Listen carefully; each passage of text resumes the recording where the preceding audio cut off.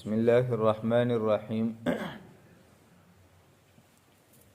وعن ابن عمر رضي الله عنهما قال: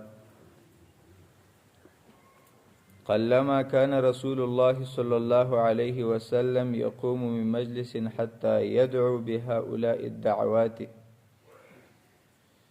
د ابن عمر رضی الله عنه روایت ده دی وی چې و رسول الله صلی الله علیه وسلم ډیر کم وخت به داسې و چې رسول الله صلی الله علیه وسلم به د یو مجلس نه پاسېده نو هغه به بله دعا وویله، زیاتره وخت به یې دا دعا ویله.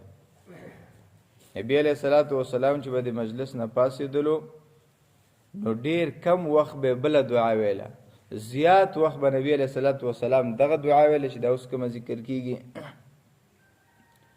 اللهم اقسم لنا من خشيتك ما تحول به بيننا وبين معاصيك.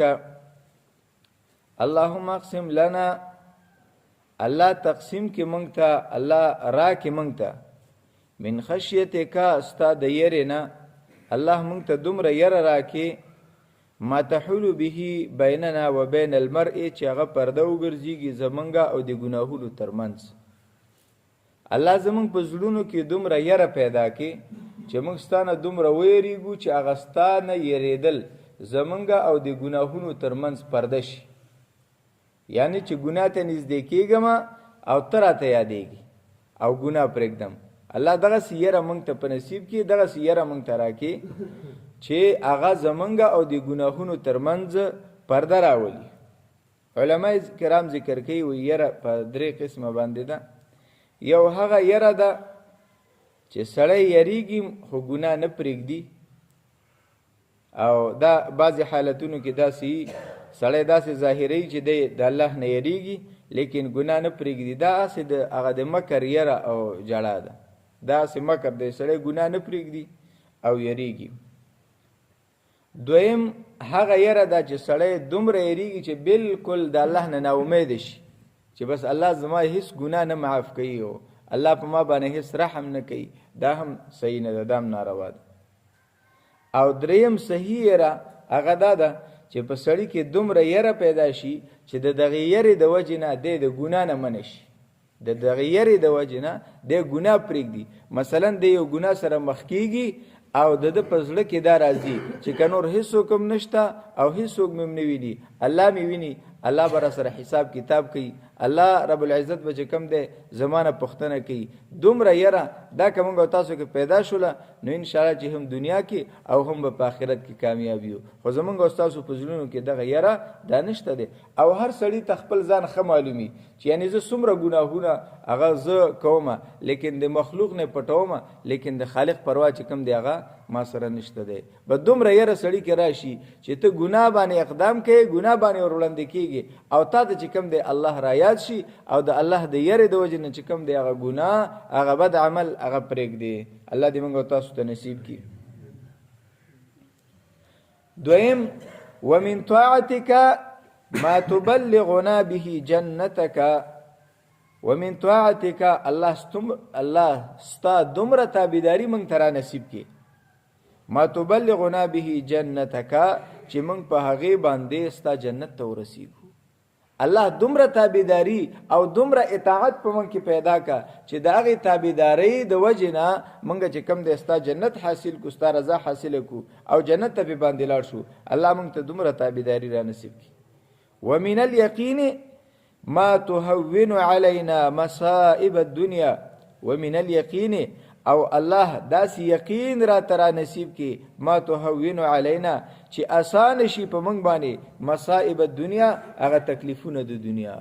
الله زمونږ داسې یقین جوړ کې، الله دغسې یقین را کې ستا په ذات باندې، ستا په قدرت باندې زما داسې یقین جوړ کې چې د دنیا تکلیف هغه په ما باندې آسان شي. که هر قسم تکلیف راځي نو چې زما زړه کې دی چې زما رب شته دی او دغه تکلیف راوستلو والا زما رب دی او زما رب به بیرته لرې کوي. الله داسې یقین راته نصیب کړي. نو فکر وکړئ عزتمندو، ډېره جامعه دعا ده، ځکه خو به رسول الله صلی الله علیه وسلم همیشه لپاره ویله، ډېر کم به بله دعا ویله.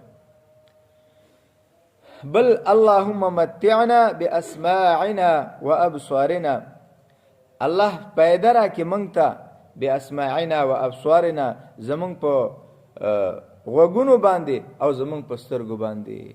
الله زمونږ د سترګې او زمونږ غوږونه چې کوم دي، الله د دې نه مونږ ته پیدا راکړي چې الله د دې نه مونږ فایده حاصله کړو او په دې باندې اوریدل او لیدل وکړو. وقوتنا ما احیتنا، الله قوت راکړي مونږ ته ما احیتنا، تر څو پورې چې مونږ ژوندي یو. الله تر څو پورې چې ژوندي یو، الله بدنم سالم وساتي، الله طاقت پکې واچي. وجعله الوارث منا، وجعله وارث منا، الله وګرځي دا ورسته پاتې کیدونکې زمنګ نه. الله تر هغه وخت پورې د سترګو طاقت راکړي، د غوږونو طاقت راکړي، د بدن طاقت راکړي چې دا زمنګ نه ورسته پاتې شي. یعنی څه مقصد چې تر څو پورې ژوند یې په دې کې طاقت یې، چې مقصد دا دی الله داسې صحت او داسې ژوند را تراکي چې تر څو پورې ژوند يم چې بل چاته مې محتاجه مکه. دا څومره قیمتي خبره ده. وجعل سأرنا على من ظلمنا، وجعل سأرنا، الله وګرځي بدله زمونږه على من پاغه چا باندې ظلمنا، څوک چې په مونږ باندې ظلم کوي، څوک چې په مونږ باندې ظلم کوي، الله زمونږ بدله پاغه باندې وګرځي. وانصرنا على من عادنا، الله امدادو کې زمونږه د هغه چا په خلاف چې څوک زمونږ سره دښمنی کوي. الله څوک چې مونږ سره دښمنی کوي، الله ته زمونږه امدادو کې، الله د غوینم تخلاص کې. ولا تجعل مصیبتنا فی دیننا، الله مګرځي مصیبت او خرابواله فی دیننا، زمونږ په دین کې، الله زمونږ دین خراب مکه. ولا تجعل مصیبتنا فی دیننا، الله مصیبت مګرځي، الله خرابواله مراولي فی دیننا، زمونږ په دین کې، الله زمونږ دین کې خرابواله مراولي. ولا تجعل الدنيا اکبر همنا، الله مګرځي دنیا اکبر همنا، لوی غم او لوی کار هغه چې کوم دی زمونږ دنیا مګرځي. الله داسې مګرځي چې بس زمونږ په دنیا کې بس د ټولو نه لوی مقصد هغه د دنیا حاصلولي، بس په دې پسې لګېدلی. الله زمونږ لوی مقصد په دنیا کې هغه د دنیا حاصلول مګرځي. د دنیا لوی مقصد د دنیا حاصلول هغه د دې چې سړی مثلا سلیری ساته دنیا پسې لګېدلی، نه د حلالو نه خبري او نه د حرامو نه خبري، نه د مونږ نه خبري، بس د الله اطاعت او د الله تابعداري هغه ته نه بالکل پاتې، بس سحر کیږي او بیګا کیږي، بس ټول سوچ او فکر هغه چې کوم دی په خپل کاروبار کې او په خپل پیسو کې او خپل دنیا پسې لګېدلی، نور جمع پاتې، مونږ پاتې او د الله اطاعت او د الله تابعداري پاتې، حلال او حرام بس په دغه دنیا کې لګېدلی. داغه د دنیا لوی کار چې دنیا ګرځول دی هغه دادی. ولا مبلغ علمنا، او الله مګرځي دا دنیا انتها د علم زمونږه. الله زمونږ د علم چې کوم مونږ تراکه، الله زمونږ د علم داسې مګرځي چې زمونږ د ټول علم او ټول معلومات هغه منحصر د دنیا پسې، چې د دین نه بالکل نه خبره، د دنیا علومو کې دومره ترقی وکي، دومره پرمختګ وکي چې د هر چیز باره کې تحقیق او ریسرچ ته ورسیږي، او د دین باره کې د موږ د فرایض نم بیا نه خبره، د کلمې د الفاظ نم نه خبره. الله زمنګ د علم د دنیا پسې مو منحصره کې چې دا زمنګ د علم مقصد بس دنیاي، بس ټول تحقیق دنیا باندې او د دین نه چې کم ده نه خبره ای. او دا سه ډیر خلکی چې د دنیا باره کې دومره علم لري چې یعنی ډیر ترقی حاصله کړي، لیکن اما د کلمې الفاظ هم هغه ته صحیح یاد نه، نو دغه سه علم بیا انسان ته بدر نه خوري. ولا تسلط علينا من لا يرحمنا، الله مقرر کوي په موږ باندې داسې مشران من لا يرحمنا چې هغه په موږ باندې رحم نه کوي. الله داسې خلق په موږ باندې مشران کوما، الله داسې خلق په موږ باندې واقداران کوما من لا يرحمنا، څوک چې په موږ باندې رحم نه کوي. نو دا عزتمندو ډیره بهترینه دعا وا. تاسو په خپل باندې وکتل چې ټول هر څه چې کوم دی هغه په دې کې راجم دي، نو دا به زمونږ استادو خوش قسمتي کدا مونږ تاسو یاد کو او د مجلس نه پاسېدلو کې مونږ تاسو دا دعا وای. ګوره رسول الله صلی الله علیه وسلم د ګناهونو نه پاک او معصوم، هغه به د هر مجلس نه وروسته دا دعا ویله. نو مونږ تاسو ته خو دا ډیره ضروری ده او ډیر لازم ده چې دا دعا یاد کو او دا دعا وایو. رب العالمین دې زمونږ استاد ټول مشکلات حل کی، الله دې موږ تاسو ته آسانه کی. الحمدلله رب العالمین والعاقبۃ للمتقین والصلاة والسلام علی اشرف الانبیاء والمرسلین اللهم اكفني بحلالك عن حرامك وأغننا بفضلك عمن سواك. اللهم ربنا آتنا في الدنيا حسنة وفي الآخرة حسنة وقنا عذاب النار. وصلى الله